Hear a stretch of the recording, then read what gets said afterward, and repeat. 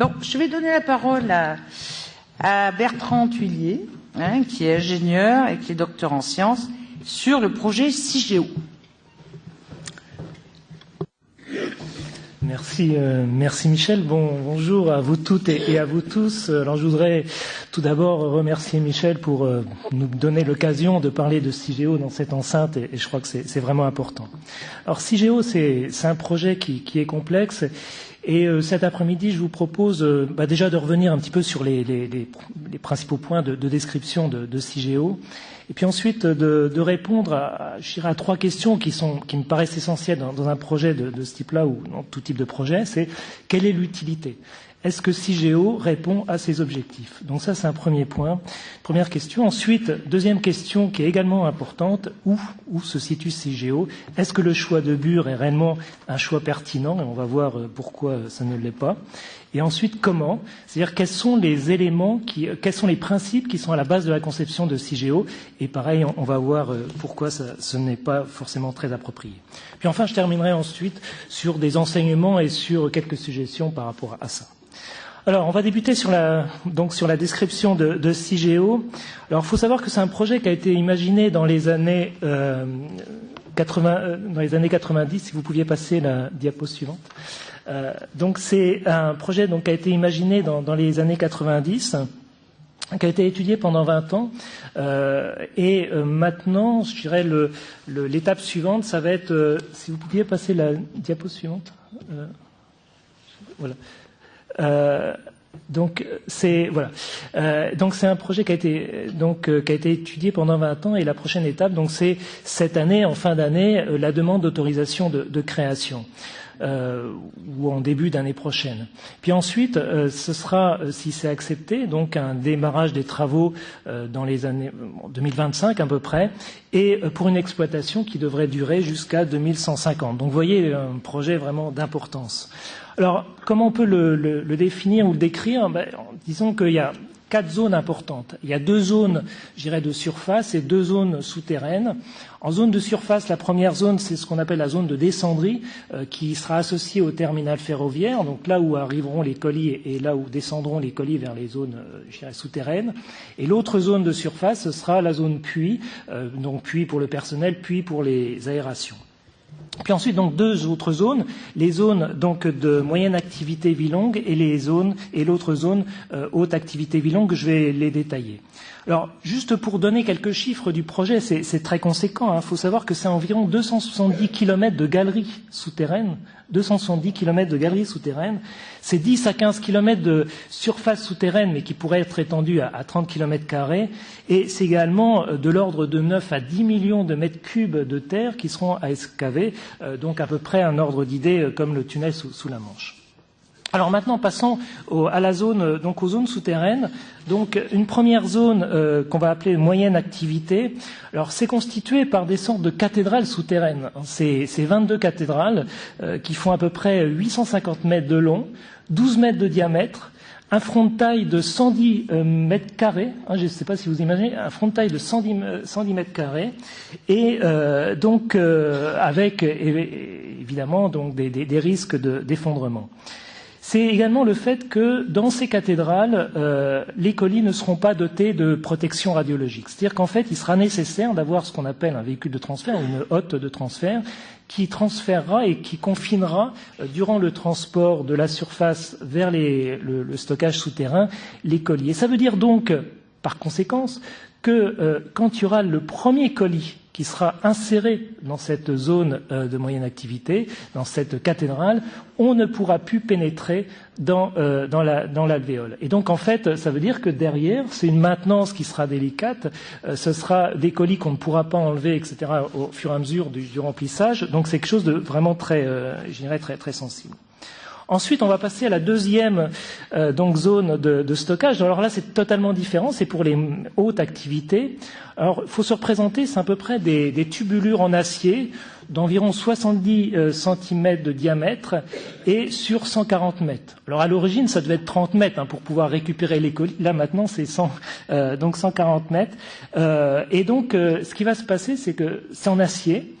c'est en souterrain, et donc il va y avoir une très forte corrosion. D'ailleurs, on le voit dès maintenant, vous avez de la rouille qui apparaît, et cette rouille, ce qu'il faut savoir, c'est que la corrosion, vous avez une production d'hydrogène, et pour l'ensemble de ces alvéoles, c'est environ 3000 mètres cubes d'hydrogène qui seraient produits par an pour ces alvéoles. Alors, il faut savoir, juste un petit rappel quand même, c'est que 1 mètre cube d'hydrogène a une capacité explosive équivalente à 2 kg de TNT. Voilà. Je mets un petit peu le décor par rapport à ce projet. Alors, première question, est-ce que CIGEO répond à ces objectifs? Alors déjà, premièrement, quels sont ces objectifs? Pourquoi on fait CIGEO? On le fait c'est un objectif double. Premièrement, c'est pour stocker donc les déchets moyenne activité, donc c'est environ 73 000 mètres cubes de déchets. Alors, ce qu'il faut savoir, c'est que dans ces déchets, il y avait des déchets qui étaient interdits, qui maintenant vont être autorisés, mais qui étaient interdits, c'est à peu près 18% en nombre, qui sont ce qu'on appelle les déchets, les colis bitumés. Alors, bitumé, ça veut dire qu'en fait, ce sont des déchets qui sont constitués d'une matrice bitume. Alors, le bitume, évidemment, vous savez très bien que c'est un matériau qui est combustible. C'est un matériau qui peut, je dirais, se développer, qui peut, je dirais, être multiplié, enfin avoir une capacité d'expansion de 70% par rapport à son volume initial.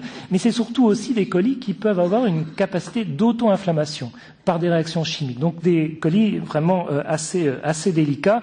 Vous en avez également 20% d'autres dont le contenu, on ne sait pas trop ce qu'il y a dedans. Donc déjà une difficulté par rapport à ça et qui, à l'origine, ne devait pas être stocké dans CIGEO. Et puis c'est donc deuxième objectif, c'est le stockage des déchets haute activité. Alors là, c'est à peu près 10 000 mètres cubes qui sont prévus pour CIGEO et ça rejoint tout à fait l'intervention précédente. Ce qu'il faut savoir, c'est qu'en France, et CIGEO n'a pas été conçu pour les stocker, en France, les combustibles usés ne sont pas considérés comme des déchets. Et donc, c'est vraiment. Donc, on voit bien qu'on a 68 500 mètres cubes de matière radioactive, mais qui ne sont pas considérés comme des déchets. Et CIGEO ne peut pas les accueillir. Alors, vous allez me dire, pourquoi CIGEO n'a pas été conçu pour accueillir ces combustibles usés? Pour une raison bien simple, c'est que, je vous ai dit, CIGEO a été imaginé dans les années 90. Et dans les années 90, on pensait que tous ces combustibles usés allaient être utilisés dans les réacteurs, en particulier ce qu'on appelle les réacteurs à neutrons rapides.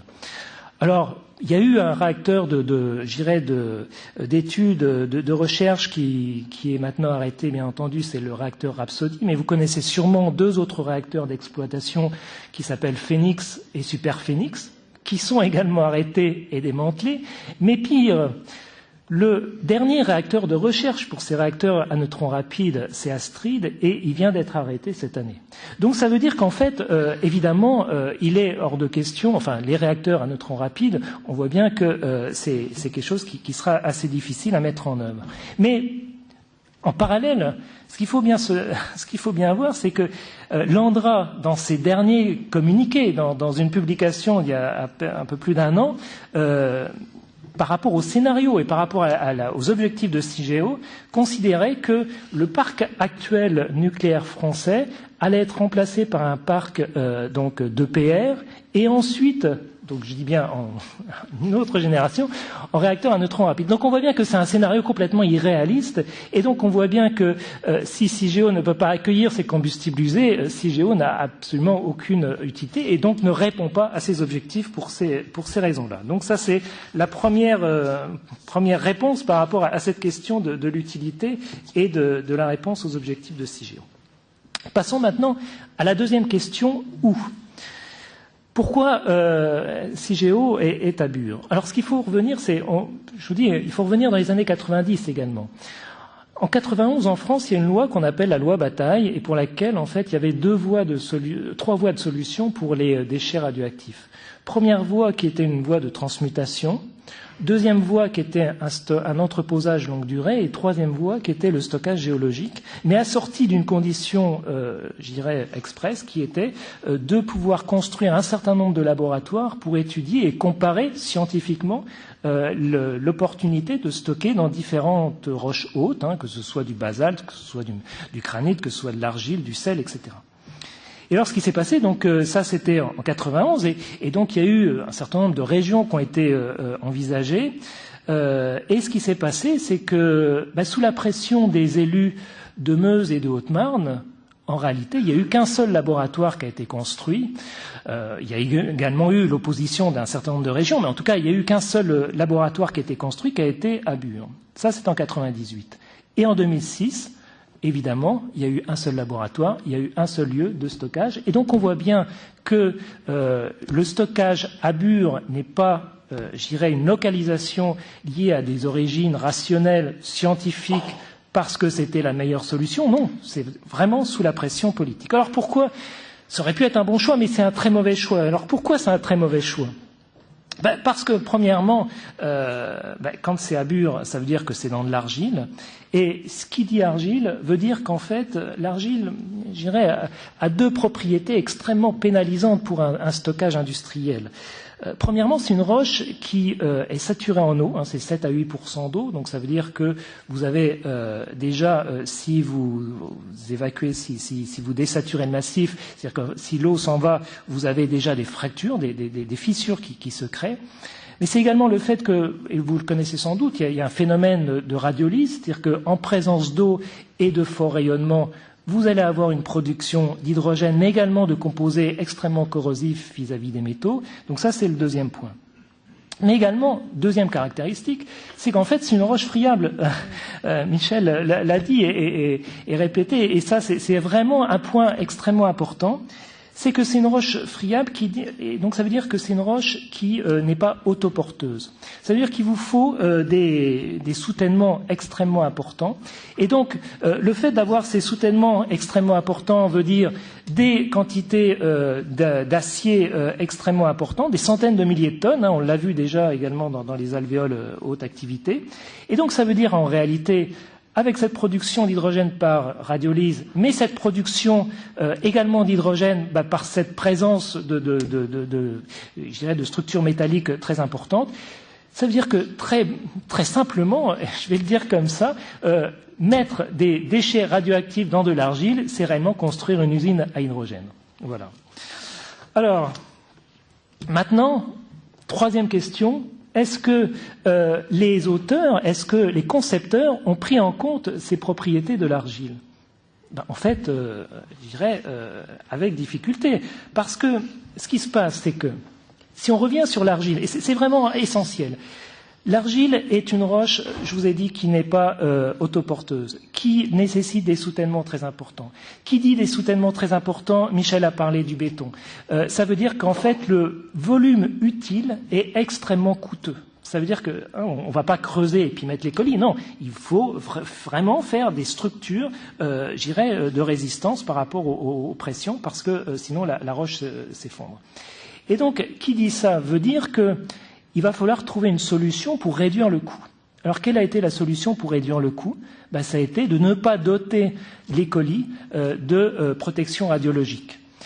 Quand vous voyez les wagons Castor, en fait, c'est l'emballage. Évidemment, ça prend du volume. Et donc, il fallait diminuer le volume. Donc, on n'a pas, doté de protection radiologique les colis. Mais c'est également le fait, donc c'est un point qui fait que, comme je l'ai déjà dit, c'est extrêmement dommageable pour pouvoir faire de la maintenance ou aller récupérer des colis, mais c'est aussi également, il y a un deuxième point d'optimisation des coûts, ça a été de faire en sorte que les volumes soient très importants. Parce que comme ça, on économisait sur les portes, sur un certain nombre d'éléments de manutention. Et ce qui veut dire que on est passé, à l'origine, il y avait 50 alvéoles, on est passé à 22 alvéoles, et ce qui veut dire que dans ces cathédrales, la moindre, non-conformité, la moindre divergence d'un seul colis fera qu'il y aura un effet sur l'ensemble de l'alvéole. Donc, imaginons, et Landrin ne le nie pas, imaginons qu'il y ait une probabilité, je ne sais pas, de une dizaine quelques millièmes de pourcents, je dirais, de non-conformité. Si vous avez, par exemple, un colis qui s'auto-inflamme, qui part en auto-inflammation, qu'est-ce qui peut se passer? En réalité, si cette probabilité est extrêmement faible, et ça je ne le nie pas, si vous avez 20 000 colis dans une même alvéole, la probabilité qui était très faible devient certaine pour ce volume aussi important. Donc, on voit bien que tous ces éléments ont fait que on a voulu, on a fait une conception qui était plutôt, dirigée par une optimisation de coûts que sur la sécurité. Parce que si on reprend tous ces éléments dont je vous ai parlé, on voit qu'on a 5 facteurs extrêmement dommageables en termes de risque, et en particulier du risque incendie. Vous avez le volume extrêmement important avec cet effet volume dont je viens de parler. Vous avez l'hydrogène. Alors quand on additionne la radiolyse, quand on additionne la corrosion, on arrive pratiquement à 5000 mètres cubes d'hydrogène produit par an. Vous avez le bitume. Alors là, on a au total, si on fait à partir de l'inventaire des colis bituminés, on a 9700 tonnes de bitume pur au total. Les enrobés qu'on voit sur les routes, c'est 4 à 5% de bitume uniquement. Vous avez la ventilation, évidemment, vous avez une production d'hydrogène, donc il faut bien ventiler pour éviter d'atteindre des limites d'explosivité. C'est à peu près 2 millions de mètres cubes par heure, et vous avez en finale, entre guillemets, pour générer un incendie, les étincelles. Vous avez énormément de matériel de manutention, et tous ces matériels sont actionnés par des batteries, et donc évidemment, tout le monde sait que toute la dangerosité des batteries vis-à-vis des étincelles. Et donc, on voit très bien que tout ça concourt à ce qu'il y ait un risque incendie qui est extrêmement important. Alors, qu'est-ce qui se passerait si vous aviez un risque incendie? S'il y avait un incendie, c'est tout simple. Il faut absolument, impérativement, le détecter très rapidement. Ce qu'il faut savoir, c'est que l'IRSN a bien mentionné que, au bout de 20 minutes, imaginons qu'il y a un colis bituminé qui s'enflamme, au bout de 20 minutes, je dis bien au bout de 20 minutes, les filtres de l'alvéole sont colmatés. Et ça veut dire quoi? Ça veut dire qu'en fait, à ce moment-là, il faut, éteindre ce départ d'incendie, mais il y a quand même 270 km de galerie, donc vous imaginez toute la difficulté. Si l'incendie commence à partir et à s'étendre, évidemment, ça va être la contamination des galeries, ça va être la contamination des puits. Et donc, quand vous avez un incendie en souterrain, les gens des mines savent quoi faire. En réalité, il faut étouffer le feu. Alors, est-ce qu'on peut étouffer le feu? C'est un problème, parce que si vous étouffez le feu, ça veut dire que vous arrêtez la ventilation. Mais si vous arrêtez la ventilation, vous avez toujours votre production d'hydrogène. Et ce que l'on sait, c'est qu'au bout de 2 à 5 semaines, je dis bien 2 à 5 semaines, si vous avez arrêté la ventilation, vous arrivez à une teneur dans l'alvéole, dans les alvéoles moyenne activité, qui dépassera la teneur, ce qu'on appelle la limite d'un minimum d'explosivité de 3%. Et donc à ce moment-là, vous avez un effet domino de génération de nouvelles explosions de par cet arrêt de ventilation. Donc en fait, on est dans un système complètement bloqué et impossible à résoudre. Et alors donc si on a des contaminations, après vous allez avoir bien évidemment donc un transfert de radioéléments vers l'est, donc avec la pollution atmosphérique avec ces radioéléments, vers l'ouest avec le lessivage, avec le dépôt de particules radioactives, d'aérosols qui évidemment partiront vers la Marne et donc vers la Seine. Donc on voit qu'à ce moment-là, on a un souci, un problème extrêmement important au niveau de la pollution de toute la région. Alors, pour terminer, qu'est-ce que l'on peut dire? On voit très bien que, en termes d'enseignement, Cigéo, c'est un projet qui est daté, qui est ancien, qui ne répond pas à ses objectifs, et ça c'est clair. Que Cigéo a été, localisé dans une roche qui n'est absolument pas appropriée, et ça uniquement pour des raisons politiques, hein, et ça je crois qu'il faut bien le souligner, que Cigéo ait une installation extrêmement sensible, même au niveau de la conception, au niveau du risque incendie, on le voit avec ces 5 facteurs qui concourent à ce risque incendie. Et puis enfin, je dirais, ce qu'on peut dire tout simplement aussi, c'est que les colis, ils sont bien trop chauds et bien trop émetteurs de gaz actuellement pour pouvoir les mettre dans un système souterrain. Je crois que c'est ça aussi qu'il faut retenir. Et puis en finale, écoutez, je terminerai sur le fait que moi, il me semble bien de retenir, enfin en tout cas d'imaginer ces 3 suggestions. C'est premièrement, ce serait, comme on le voit, et par rapport au dernier enseignement, ce serait sans doute de penser, de considérer des stockages à moyen terme en subsurface ou en surface, mais en tout cas dans des stockages à sec, ce qui est déjà fait aux États-Unis. Il y a des systèmes pour ça, le système NUOMS par exemple. Mais c'est surtout aussi, et ça permettrait surtout de laisser à la science le temps de trouver une solution un peu plus intelligente. Je dirais, les déchets, l'enfouissement des déchets, c'est une solution du siècle dernier. Enfin, je dirais, on peut pas décemment considérer que c'est une bonne solution. On voit très bien qu'on a eu un prix Nobel et on peut s'en réjouir dernièrement, donc sur les lasers de forte puissance. On voit que ça peut être, je dirais, il y a une piste déjà de neutralisation des déchets, mais bon, c'en est une, comme il peut y en avoir d'autres, bien entendu. Il y a l'université de Bristol qui récemment a suggéré l'utilisation de ces déchets comme des batteries quasiment éternelles. Donc on voit que de toute manière la science avance et ce serait, illusoire de penser que, enfin en tout cas c'est un mauvais choix de penser que on n'aura pas de solution à terme. Et puis enfin, je dirais la 3e suggestion, c'est surtout en réalité d'accumuler des connaissances, parce qu'on voit bien qu'on n'a pas suffisamment de recul scientifique par rapport à ça. Donc c'est d'accumuler des connaissances pour nos générations suivantes. Je crois que c'est vraiment ça qui serait préférable à leur transmettre. Également de l'argent. On a parlé des questions de financement, et ça je pense que c'est extrêmement important d'assurer, d'assurer dans le sens, au sens propre du terme, et ne pas reposer l'argent sur des provisions ou sur des actifs nucléaires qui vaudront peut-être pas grand-chose, et c'est le cas dans certains pays.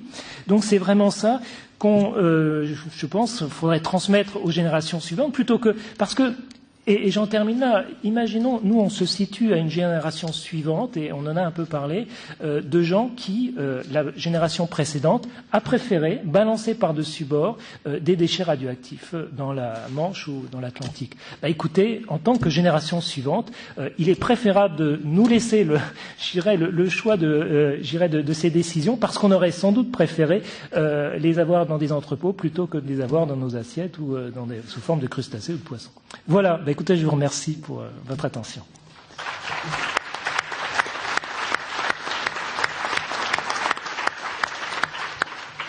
Merci de cette analyse, et juste une anecdote pour conforter ce que vous dites. Quand je suis allée visiter WIP, donc WIP vraiment dans le désert, c'est un site militaire à 600 mètres de profondeur dans une mine de sel.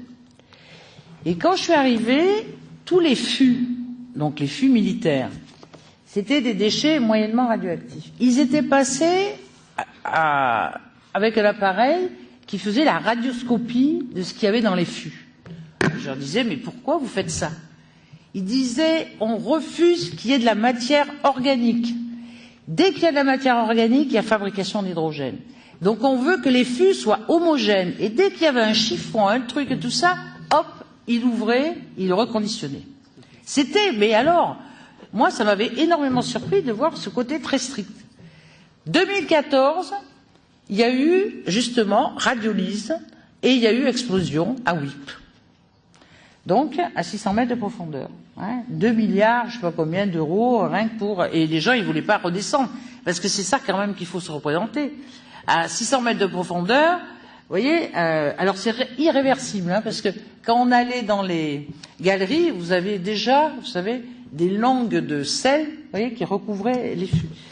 Mais là, il y a eu explosion. Et pourquoi? Ils avaient des garanties incroyables. Exactement. Alors je me dis, nous, avec nos déchets à base de bitume, mais il n'y a pas plus inflammable. S'il y a de la radiolyse, il n'y a pas plus fabrication d'hydrogène, mais ça va exploser partout. Et ce que vous disiez là sur l'histoire qu'il faut arrêter la ventilation, mais si on arrête la ventilation, il va y avoir en plus fabrication d'hydrogène qu'on ne va pas pouvoir évacuer, et il va y avoir explosion avec effet domino. Mais ils sont fous. Exactement. Hein? Ils sont fous de faire ça, parce que vous pouvez pas vous imaginer ce que c'est l'histoire que ces déchets, ça rayonne. Et si ça rayonne, c'est la radiolyse, dès qu'il y a de l'eau, c'est la radiolyse de l'eau et la fabrication d'hydrogène. Et ça, s'il y a une proportion d'hydrogène, eh ben c'est boum. Et ils ont été obligés de fermer le WIP pendant 2 ans. Oui. C'est pas 5 semaines, c'est pas 2 semaines, 2 ans. Donc on a vraiment des exemples, et on dirait qu'on ne veut pas tenir compte de ces exemples pour dire c'est dingue, ou alors ça va coûter mais une fortune de fortune, et que les gens de Bure, s'ils vont accepter un site de stockage en surface, en grande profondeur, ils vont accepter aussi un site de stockage en surface. Hein. Bon, passons. Donc on va passer à la Suède. Exemple très intéressant, la Suède. Donc raconte